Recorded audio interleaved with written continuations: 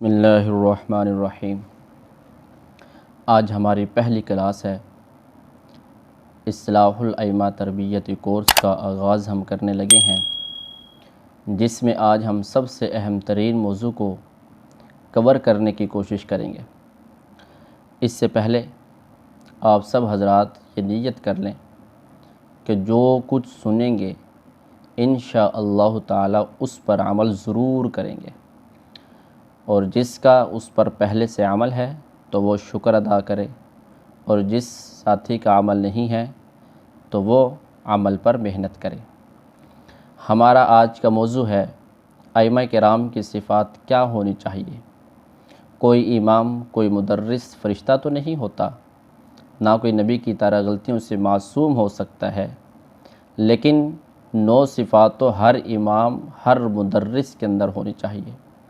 سب سے پہلی نمبر 1 معاف کر دینا، نمبر 2 اطاعت، نمبر 3 قناعت، نمبر 4 اتباع سنت، نمبر 5 استغنا، اور نمبر 6 ستر عیوب، نمبر 7 غیبت کینے سے بچنا، 8 تکبر انسان کو فہم سلیم اور علوم الہیہ سے محروم کر دیتا ہے، اور نمبر 9 حسد جیسی مہلک بیماری سے بچنا۔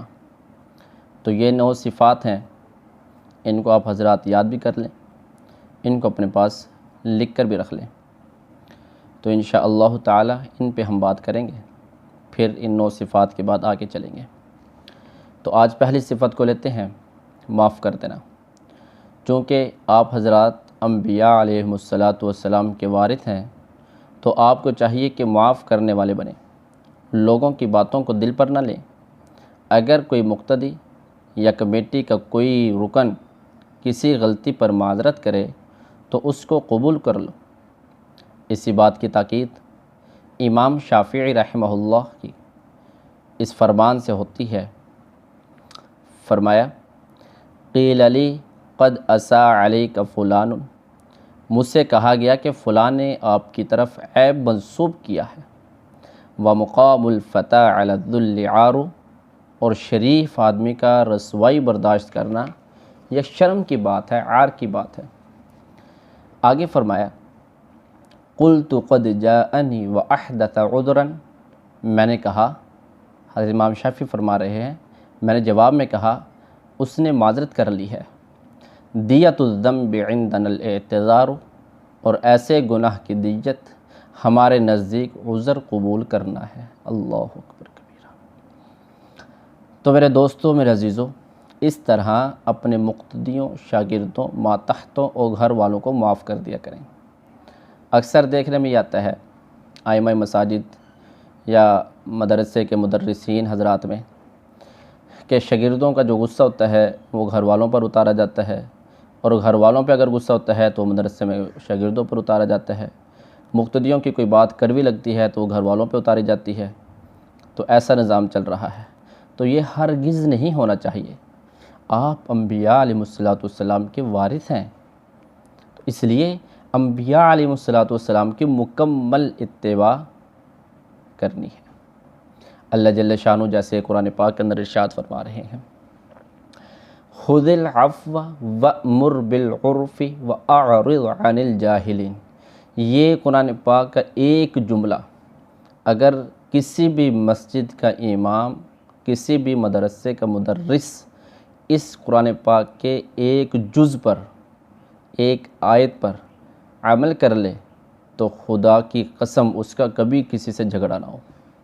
کیا؟ خذ العفو وأمر بالعرف واعرض عن الجاہلین، کہ فرمایا آپ درگزر کو اختیار کریں، نیکی کا حکم دیں، جاہلوں سے کنارہ کشی اختیار کر لیجیے۔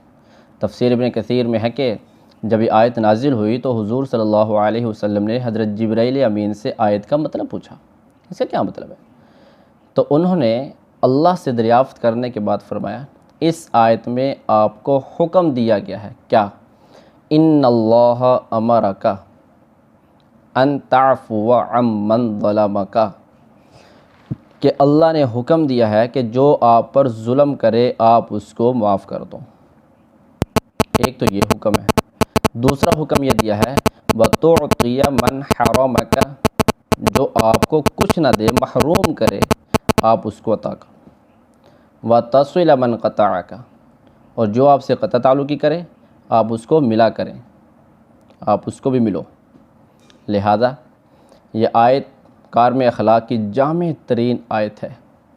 علماء نے اس کا خلاصہ یہ بیان فرمایا ہے کہ لوگ دو قسم کے ہیں، نمبر ایک محسن یعنی اچھا کام کرنے والے، اور نمبر دو بدکار ظالم۔ تو اس آیت میں دونوں طبقوں کے ساتھ اخلاق کریمانہ برتنے کی ہدایت دی ہے۔ نیک کام کرنے والوں سے ان کی ظاہری نیکی کو قبول کر لو، نیکی کے اعلیٰ معیار کا ان سے مطالبہ نہ کرو، بلکہ جتنا وہ آسانی سے کر سکیں اس کو کافی سمجھو۔ اور بدکاروں کے ساتھ بھی حسن سلوک کرو کہ ان کو نیک کام سمجھاؤ، نیکی کا راستہ دکھلاؤ۔ اگر وہ اس کو قبول نہ کریں اور اپنی غلطی پر جمے رہیں تو پھر وَأَعْرِضْ عَنِ الْجَاهِلِينَ، علیحدہ ہو جاؤ، چھوڑ دو۔ بہرکیف معاف کر دینے کی بہت برکتیں ہیں۔ سب سے بڑی برکت تو یہ ہے کہ مخالف موافق بن جاتا ہے۔ اگر معاف کرو گے تو وہ جو مخالف ہے، مخالفت کر رہا ہے، نمازی ہے، مقتدی ہے، شاگرد ہے، موافق بن جاتے ہیں۔ اگر انسان الزام تراشی، غلط بیانی کو سن کر غصے میں نہ آئے بلکہ معاف کر دے تو اس سے شیطان کی کمر ٹوٹ جاتی ہے اور وہی مخالف موافق ہو جاتا ہے۔ لہذا امام کو چاہیے کہ وہ اپنے اندر تین باتوں کو تو ضرور پیدا کر لے، بلکہ میں تو یوں کہوں گا ان تین باتوں کو اپنے ڈیسک، اپنے میز پر لکھ کر سامنے رکھے تاکہ ہر وقت نظر کے سامنے رہے۔ سب سے پہلی بات تأخیر العقوبۃ عند الغضب، یہ بات خاص مدرسین کے لیے ہے کہ غصے کے وقت سزا دینے میں تاخیر کرو، غصے کے وقت سزا نہ دو۔ دوسری بات تعجیل مکافات المحسن بإحسانہ، کہ اپنے محسن کا بدلہ اتارنے میں جلدی کرو۔ اکثر چیز دیکھنے میں آتی ہے کہ ائمہ حضرات، امام مسجد ہوتے ہیں، جب ان سے کوئی بندہ مصافحہ کرتا ہے، گرم مصافحہ یعنی کچھ پیسے دیتا ہے، ہدیہ دیتا ہے، تو پھر جب وہ 1-2 ماہ کے بعد ملتا ہے تو پھر امام صاحب کے ذہن میں یہی بات آ جاتی ہے کہ شاید یہ بڑا مصافحہ کرے گا۔ تو اگر محسن کے بدلے کا جذبہ ہو کہ تعجیل مکافات المحسن بإحسانہ، اگر یہ صفت امام صاحب کے اندر ہو کہ اس نے پہلے میرے ساتھ مصافحہ کیا تھا تو اب میں اس کو کچھ چیز دوں گا، وہ نیت نہ ہو تو یہ امام کے اندر ہوگی تو اس کی قدر و منزلت نمازیوں کے دلوں کے اندر بھی، نظر کے اندر بھی جم جائے گی۔ بہرکیف تیسرے نمبر کی جو چیز ہے، جو بات ہے، وہ یہ ہے والعمل بالانات فی ما یحدث لہ، کہ جو بھی حادثہ پیش آئے اس میں بردباری کا مظاہرہ کرے۔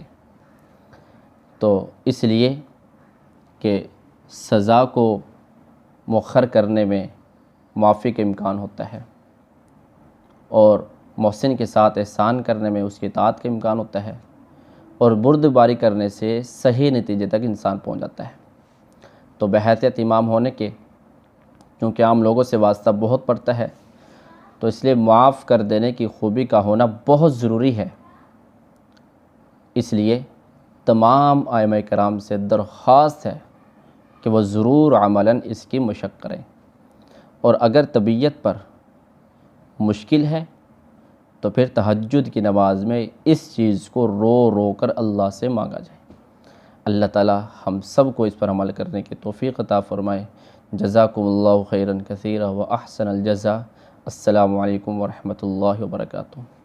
تو 9 صفات میں سے پہلی صفت آپ حضرات کے سامنے آ گئی ہیں، تو انشاءاللہ اگلے سبق میں دوسری اور تیسری صفت پر بات ہوگی۔ السلام علیکم۔